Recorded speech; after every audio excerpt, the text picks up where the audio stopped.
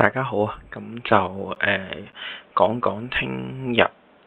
沙田賽事啦，有兩隻馬推介，咁一隻就城中勇士啦，另一隻就星光大道。咁兩隻咧都係10磅仔元幸搖旗嘅。咁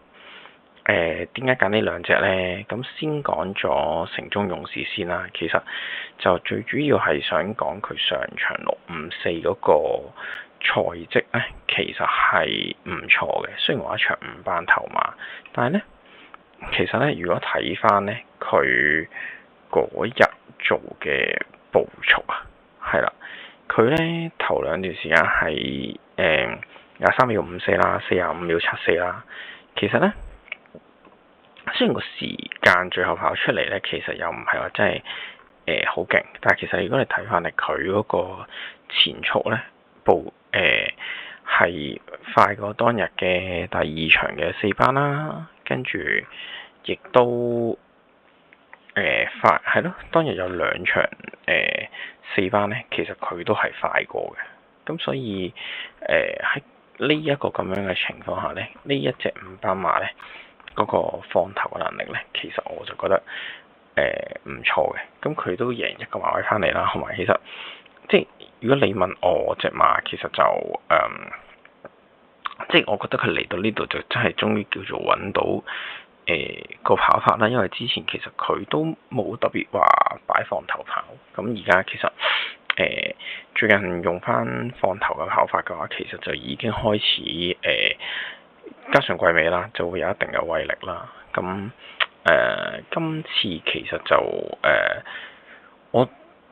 覺得有啲即係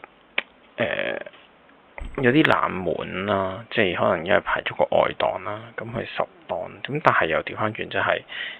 如果佢上場可以做到一個4班更加快嘅前速嘅話，咁我呢場我依然都係有理由相信佢係有能力擺到頭啦，咁樣。咁當然啦，內檔嗰啲馬都會都係譬如話你話呢上次嘅對手啦，咁爭啲贏啦。咁但係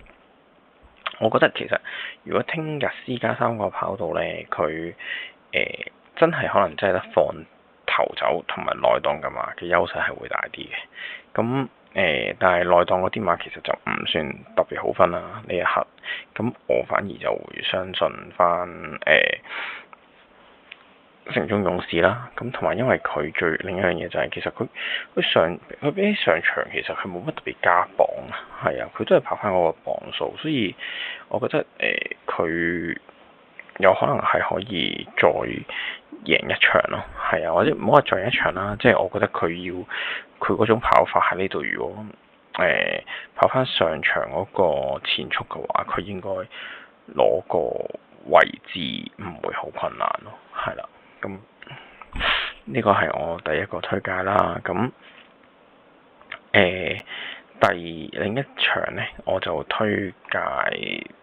星光大道嘅，係啦。咁其實上次佢已經係原幸搖旗㗎啦。咁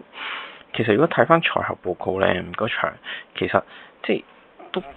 競賽小組都已經有好多嘢係挑剔原幸搖，即係覺得佢跑得唔好啊，俾另一隻馬喺內檔上到嚟啊，諸如此類。咁我亦都見到，可以睇翻嗰場馬，咁我都播翻片啦。咁呢度其實都睇到。時候啊，快閘嘅馬粉紅眼就開心啊！咁呢場其實你見到放頭，佢一開始咧佢有前速放頭嘅，咁但係佢亦都唔夠隻幸運20快啦，即係幸運20係即係跑1000嘅喺谷草，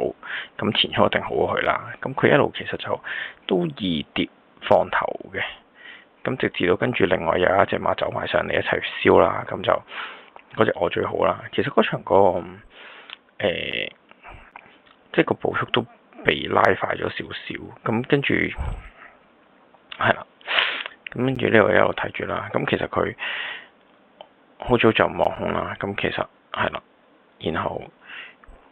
呢度呢，其實佢都仲係有即係甚至乎你一度見到佢個勢幾好，以為佢出頭有冇機會贏埋呢？咁啊，咁但係當然啦，其實佢哋前面嗰段拉快咗，咁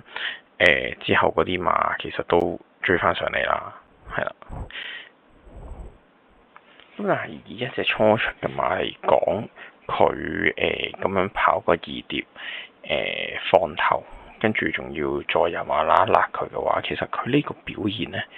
我就相當覺得唔錯嘅，係啦。咁亦都佢都算有啲意外啦，都俾競賽小組抽清咗之後，即係你都睇到，即係有啲嘢做得唔好啦。咁但係韋達都仲肯今次俾個機會佢，咁我覺得佢如果今次冇咁多馬去燒佢，因為其實你睇翻呢一場又唔係真係話有啲咩，好似上次咁樣會有啲咩快馬去燒佢。當然估唔到啦，但係你話會唔會仲可以上次有啲咩幸運60嗰啲1000米馬去燒佢，我又睇唔到咯。咁跟住呢度啲馬都唔係話係咯，好多放頭嘅前速馬，咁所以佢其實佢排個5檔，咁又有個輕磅，其實佢應該好容易就會放到頭咯。咁所以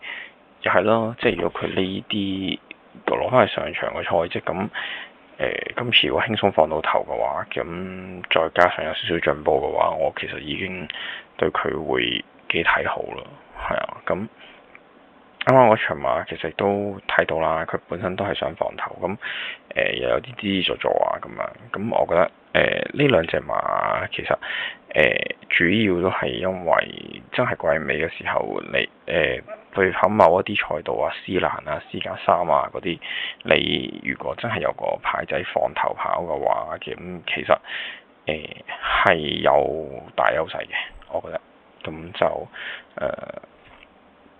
聽日大家贏多啲啦，咁我就推介呢兩隻啦。